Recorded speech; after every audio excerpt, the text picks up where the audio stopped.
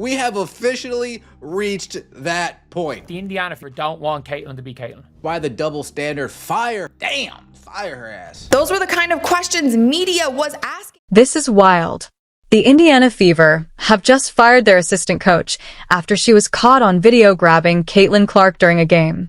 What looked like a minor sideline scuffle has now exploded into a full-blown WNBA controversy. Behind the scenes, it turns out this wasn't just a one-time incident.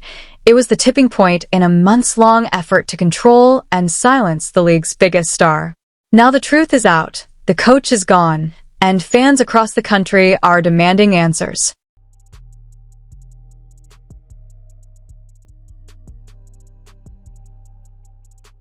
That game against the Connecticut Sun wasn't even close. The Fever were up by 20. Clark had just hit a step-back 3 over J.C. Sheldon, hyped the crowd, and started walking to the bench. But instead of high fives, her coach suddenly grabbed her by the arm in front of everyone, cutting the moment short. It's completely unacceptable. It is completely unacceptable. One of the assistant coaches chasing Caitlin Clark down as she's riling up the crowd. And it seems like she's getting scolded, reprimanded. From that moment on, something shifted. Clark didn't return to the game, and more importantly, she wasn't the same after. Her fire and emotion vanished.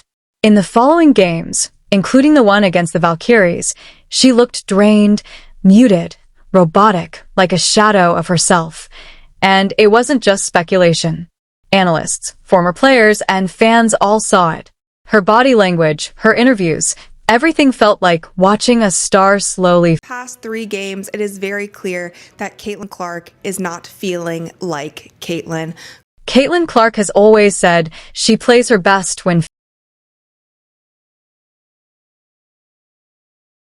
fueled by emotion. "That's when I'm at my best," she once said after a breakout game against the Liberty. She thrives on the energy, the crowd, the chaos, the spotlight. Her college coach, Lisa Blutta, understood that and let her lead with passion. It worked.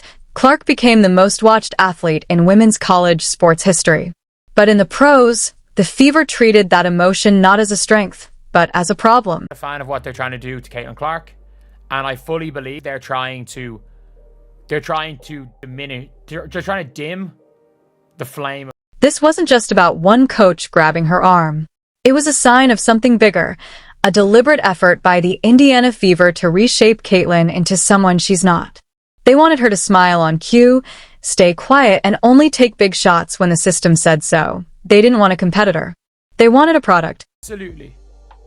Absolutely beat the crap. Caitlin tried to play along, but it showed. After that game, her shot attempts dropped, her minutes became inconsistent, and her impact started to fade. She looked like a passenger on her own team. The stats were there, but the fire that filled arenas? Gone. Her performance on the court that was worrying fans. It was also just her demeanor, her energy. It felt like something was wrong. She wasn't hyping up the crowd like she normally does. And by the way, from this moment on, we hardly saw anything. From this moment on, the emotion was gone. Then came the refs. In that same Connecticut game, Clark was poked in the eye and shoved to the ground, no whistle. The WNBA later admitted officials lost control and missed key calls. But there were no suspensions, no accountability, and it wasn't a one-off. Clark has taken multiple flagrant and technical hits this season, many from known enforcers, yet the punishment was minimal or non-existent. Even worse, reports surfaced that refs threatened to hit her with a tech just for hyping up the crowd. Imagine that, the league's biggest draw being punished for doing what she does best, energizing fans. The problem that a lot of us have with the referees is it's either very physical and they're calling everything or they're missing. It quickly became clear this wasn't just mismanagement. It was sabotage. From the bench to the front office, the Fever seemed intent on shrinking Clark's influence. They didn't want her fire, her swagger, or her leadership. They wanted something safer, more polished, something less real. You don't really get to be a dog and get to that platform where you get to bring a national title, the first one back to LSU, without having that type of mentality, that chip on your shoulder. And I feel like we have to let these young women be unapologetically themselves. Caitlin Clark was never squeaky clean, and she never claimed to be. She's competitive, fiery, talks trash, flops, and fights for every possession. That's what makes her special. Not perfect, powerful, like Kobe, like Jordan. Trying to strip that away? That was the Fever's biggest mistake, and now it's backfired. She's not like this during the game. That's not Caitlyn. That's not who she is. And if you want to turn her into that, that's going to have more negative repercussions than positive out. The coach is gone, fired just weeks after that viral moment. The organization called it a difference in direction, but everyone knows the truth. Fans demanded accountability. The video exploded online. Commentators blasted the front office. And most telling of all, Caitlyn's silence said everything. Coach did this to any other player in the league, they'd be fired. This wasn't just a firing, it was a reckoning that a clear message. You can't draft the most electrifying player in sports and then try to clip her wings. You don't get to silence someone whose entire identity is built on breaking boundaries. You cannot try to turn a player who plays off emotion into a robot. It's not going to. Caitlin Clark isn't a brand to manage. She's a force to unleash.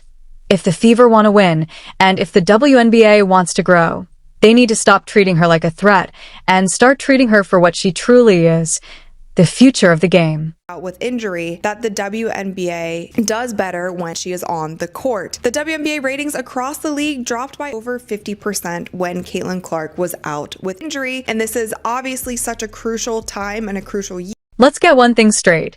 This wasn't just a bad coaching moment that got someone fired. And oh, this runs deep.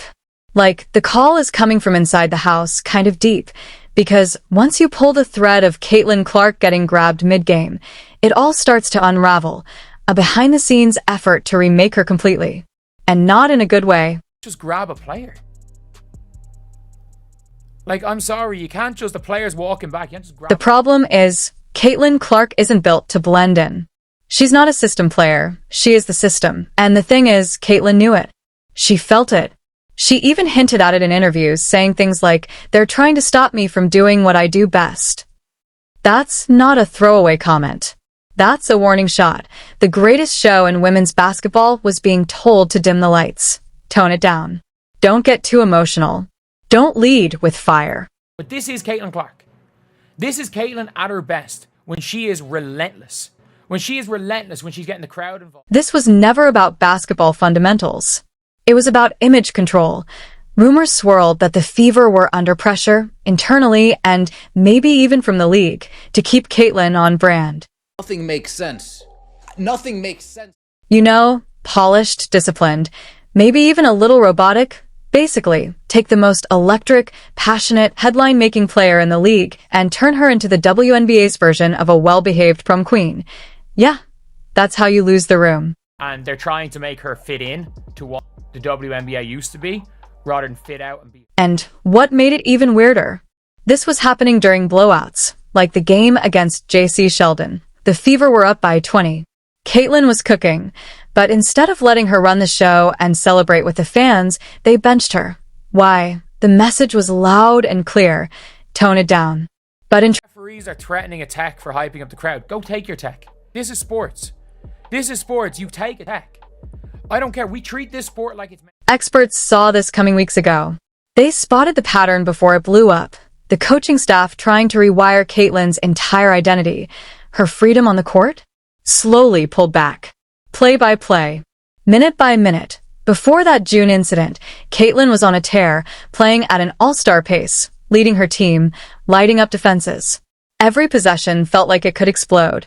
A wild pass, a deep three, a momentum-shifting run, but after that moment, when her coach grabbed her mid-hype, everything dipped. Her shot attempts dropped. Her assists fell off.